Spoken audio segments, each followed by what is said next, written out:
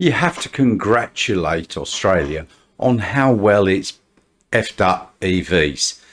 The main reason we have so little choice here in Australia is because our governments and their inability to actually do anything really positive for electric vehicles.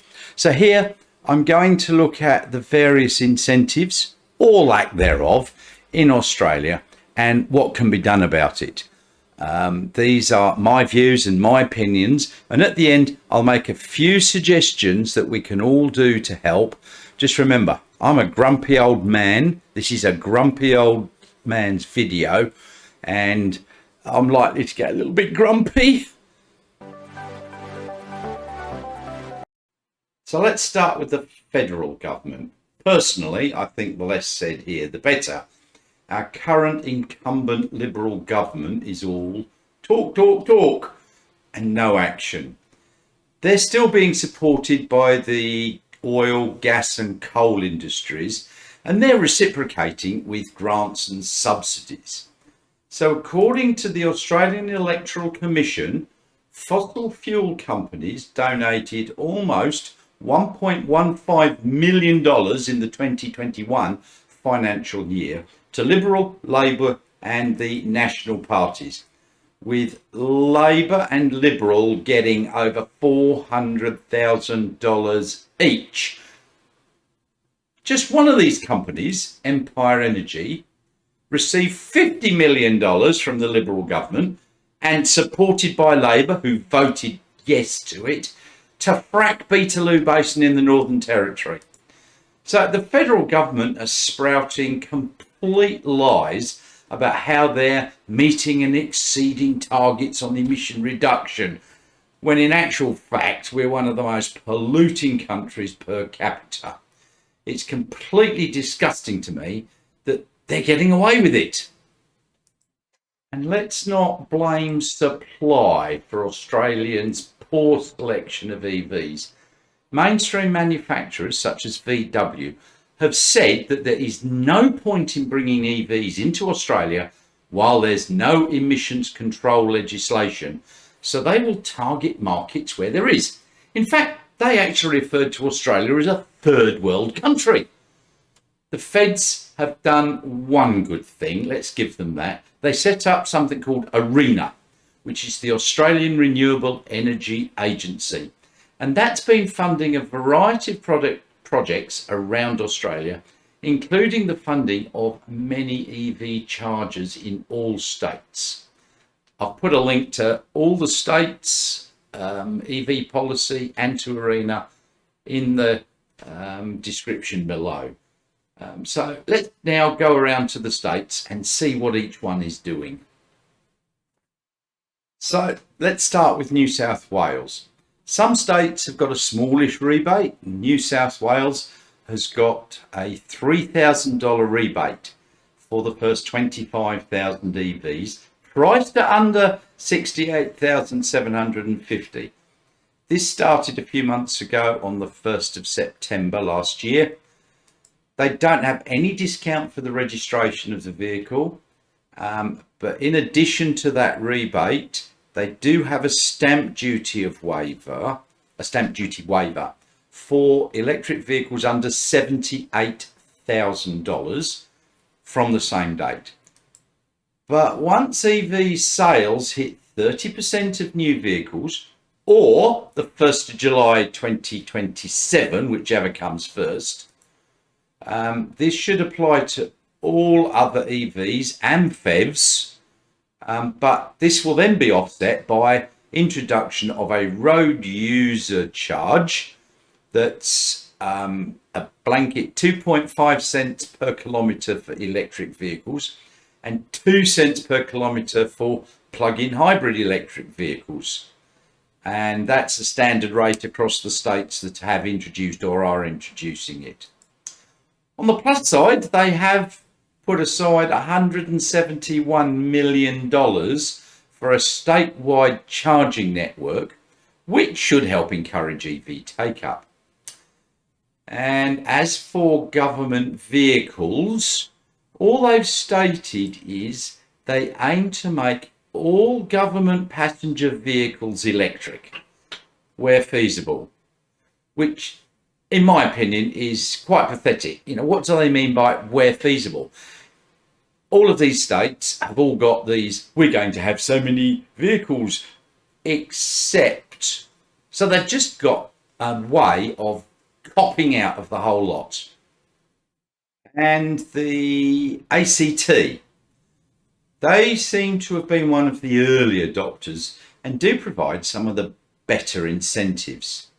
They give an interest-free loan of up to $15,000 for the purchase of an electric vehicle, and the stamp duty is waived for all vehicles emitting under 130 grams of CO2 per kilometre.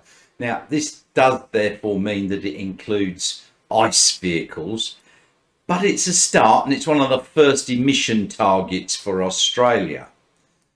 They're also giving the first 2 years registration for free for a vehicle purchased over the next 2 years, and an ongoing 20% discount after that. Added to this, they also have no road user charge. And then you come on to the government vehicles. They're going to be electric vehicles where fit for purpose. Whatever the heck that's supposed to mean, this is all just gov speak. Northern Territory. Once again, no discount and a $1,500 stamp duty discount starting this year on the 1st of July for 5 years, but they will be having free registration for electric vehicles for that same time period. They've also acknowledged that the government needs to be involved in planning for the charging infrastructure, and they're currently putting in several hundred chargers in government buildings for government use only, but they're only planning to buy 200 EVs by 2030. 400 chargers, 200 EVs. Your guess is as good as mine why they're doing it like that. Queensland have got no EV rebate or discount, nor any discount on registration fees, but they are giving some tax breaks on hybrids and electric vehicles. So electric vehicles pay 2% instead of 3% for those cars under 100,000. They haven't announced any plans for EV road user charge yet. They're also planning on installing some 18 new fast chargers in inland Queensland, because they've already got quite an extensive coastal supercharging highway along the coast. So that will help spread it into the inland part of Queensland. As for the Queensland government cars, they're planning on having 288 EVs in 2022. That's this year. It's a rather exact number. We shall wait and see whether they manage that. South Australia. They've got a $3,000 rebate for the first 7,000 EVs priced under 68,750, starting from the 28th of October last year. But they got no tax breaks. They do have a 3-year registration fee exemption for all new battery electric vehicles and hydrogen up until the 30th of June 2025 for those that are registered in that time period. They're also going to give a $2,000 subsidy for installing a smart charger, but only for a maximum of 7,500 homes. They're also hoping to get 100% of passenger car sales, including SUVs, by 2030, along with full electrification of the government fleet by 2030. once again, they've made get-out clauses. And they will also introduce a road user charge for both battery electrics and plug-in hybrids by the 1st of July, or when EVs make up 30% of sales, whichever comes sooner. So once again, they're giving in one hand and taking away from the other. Tasmania, yet another state with no EV rebate, but the stamp duty is waived, but only until the 1st of July 2023, which is next year. Their stamp duty, I think, is 4%, and that's waived. They will be having a registration discount, but only for cars that are in a rental fleet, not for private use vehicles. But at least they have set a target of 100% EV government fleet by 2030. And I couldn't really see any gov speak and get out clauses on that. But they've got no plans for a road usage charge either. So, not too bad. Now on to Victoria. They've also got a $3,000 rebate or discount on EVs, price below $68,740, and that excludes the stamp duty, rego, CTP insurance. But it's only for 4,000 vehicles initially, and then they may expand it to 20,000 vehicles in total. Victoria have also got a luxury duty, which they're waiving for electric vehicles. Other states don't have this tax, duty, whatever you want to call it. It's about 1%, depends upon the price of the vehicle, but EVs, it's being waived. For the registration costs, you're going to get a $100 discount. Woo. They're also planning on an EV charging infrastructure to roll out across regional Victoria to the tune of 19 million. And they've said they're aiming for 400 government cars to be electric by 2023. The problem is Victorians also have to pay a road user charge, which is now in force. A mate of mine, Chris Vanderstock, has undertaken a rather mammoth task of taking the Victorian government to the Supreme Court over this, in the hope of getting it overturned. I wish him all the best, and if you could support his endeavour, donate at chuffed.org. You search for the legal challenge to Victoria or Chris Vanderstock, and it should come up. I've donated. I'd like you to. It would be quite nice, because all this road usage charge is just state government's money grabbing. Now to my home state of Western Australia, which it's really fallen behind. We've got no rebates, no tax breaks, no registration discounts. In fact, because WA's registration is based on weight, ICE vehicles exactly the same as an EV equivalent, such as the Kona. You've got the Kona non-electric. It weighs a lot less than the Kona EV. So the Kona EV pays more registration. So all electric vehicles pay more registration. So really, it's a negative registration discount. They're charging more.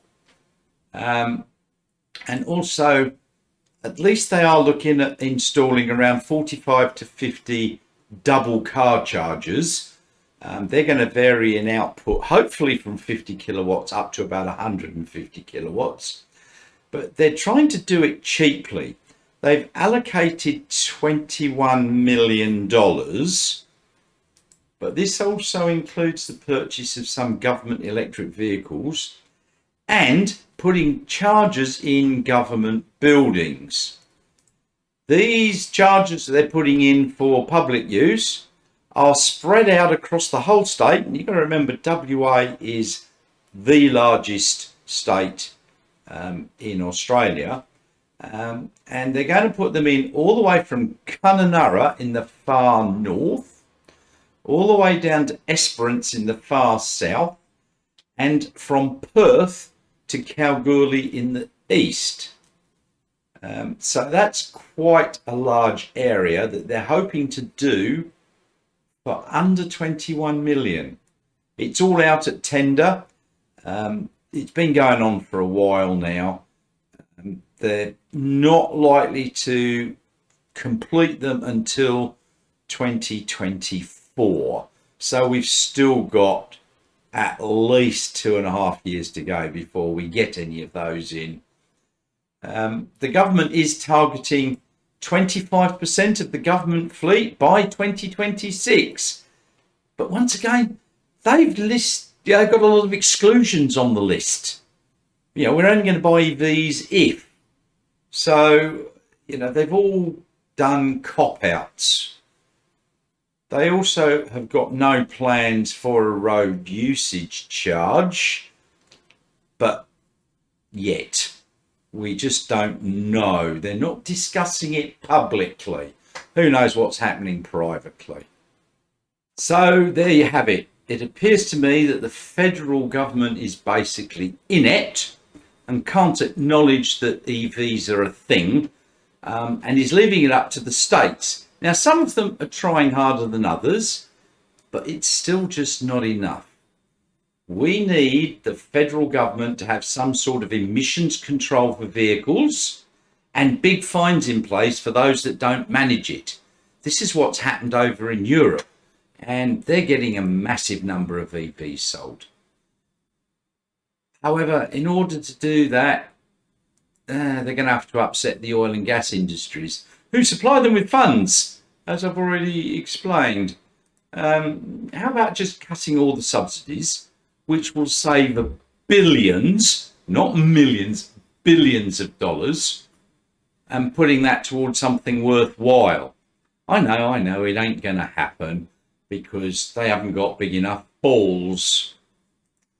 Perhaps we all need to think about our votes at the upcoming election here.